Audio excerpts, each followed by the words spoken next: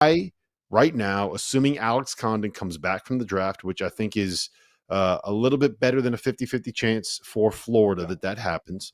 I think Florida's right there in the conversation as like a top 5-ish kind of a team. And if they add That's like fair. 1 or 2 more perimeter kind of depth pieces, maybe another shooter here or there, maybe a guy that can allow them to play small, space the floor, like I think there's a very real chance that Florida is able to go back-to-back this season. So I'm glad you said it the way you said it, because I was afraid you were going to go all Sam Vecini on me and say like, hey, if anybody doesn't have Florida at number 1, they're out of their minds, which I'm paraphrasing what our buddy Sam Vecini tweeted yesterday, but it was something to that effect. Like, if they get Alex Condon back, they're clearly the number 1, preseason number 1. I don't believe that. I don't. I still want to see how this is going to work, because I don't know if they have a real 3-man.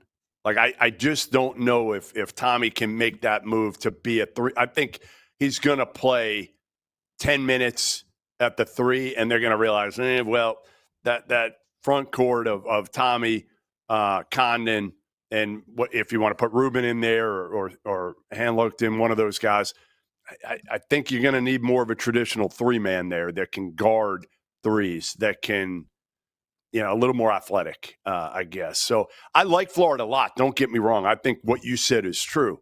I think they're a preseason top 5 team, somewhere in the mix there. But I would not have them. I don't think I'll have them at preseason number 1. I don't think I would either. For me, it's Purdue. Then it's, if Houston gets Milos Uzan back, then it's Houston, and then I would have Florida in that like kind of lump of Texas Tech, UConn, St. John's, Kentucky, them. I'm probably missing somebody else. So if I'm missing somebody else, I apologize. Louisville, but there's like, I'm shocked you wouldn't say Louisville. Yeah, Louisville too. Louisville's in that mix too. So there's like Duke's probably in that mix if they end up getting like there's to me there's like 8 to 10 teams that are kind of in that like 3 to 10 range where you can kind of make an argument for them all. I think there's a lot of really good teams heading into college basketball. What I think is really interesting is that Florida's kind of been dubbed the analytics darling, right? Like they got Todd Golden, who is the nerd that comes from San Francisco, and they got Jonathan Sapphire, who's like the first analytics specific hired coach that they've had, and that's kind of what they've been branded as over the last couple of years at Florida. And the roster that they're building is like 2 shoot first guards that take tough off the dribble jumpers that are really good shot creators in those roles, and 3 guys at the 3, 4, 5 spot that absolutely murder the offensive glass. And this is what we're going to kind of have our roster end up being. And I'm going to be fascinated to see how it works. I'm going to be really interested to see how it works defensively. But if they can get, and I think that the addition of A.J. Brown is a lot bigger than people have kind of made it out to be. You want to talk about a guy that can kind of step in and play that 3 spot. I think he's a guy that can do it as a shooter and as someone that can kind of play off the ball a little bit. So I think that gives them more lineup versatility, but I think that the roster build is really, really fascinating the way that they have kind of done this. And it's going a little bit off script in terms of what you normally think of when you think of an analytics driven kind of coaching staff. Does that make sense? Yeah, and I wonder if C.J. Ingram can end up being that 3-man at the end of the year. I'm not saying he's going to be ready to do that as a true freshman, in November or December. But if you're Florida, you're playing for what? February and March, and could, C.J. Ingram, who we've seen, 2 sports star, dad Cornelius Ingram was also a 2 sports star in high school, played football at Florida. Super talented kid. Now that he can focus all of his efforts on hoop, we'll see what he can be. But, again, just the fact that they're in the mix after winning the whole thing, after losing their entire backcourt, right? I mean, they're 4 guards, not just 3 that they expected, but then losing Aberdeen to transfer.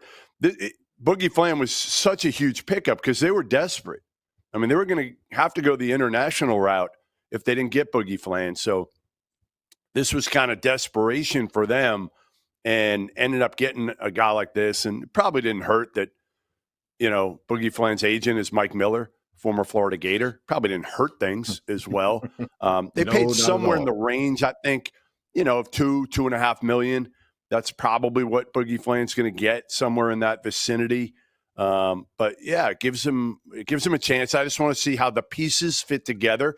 And also, I think he's worth it in this market, Jeff. Like Sure. the market that we're Totally. in for the where college basketball is set up right now, $2 million for a guy that started in the SEC last year, that averaged 13 points and 5 assists with a decent assist to turnover ratio. Not the most efficient shooter, but I think that'll come up a notch playing in this pro. Like, Do you worry, I think Rob? that's Hey, Rob, do you worry at all that, again, when you look back at it, do you put anything into the fact that Arkansas, with Boogie Fland in SEC play, was 0-5, and then they went in a run when he got hurt? Or was that just more about unlocking, Nelly Davis at that point? They just couldn't really play the game. Cal couldn't figure out the roster and how to put them all together, the pieces together. I think they had one too many guards last year at Arkansas, and what happened when Boogie went down is that now you had 2 guards that were happy instead of 3 guys that were a little bit frustrated. Yep.